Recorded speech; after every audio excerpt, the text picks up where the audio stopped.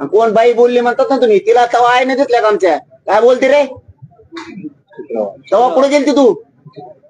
कोण वाघिणी ती? कवर शाळा संपली ती सरकारच्या. आमच्या धारळ तवा कुठं मिळती?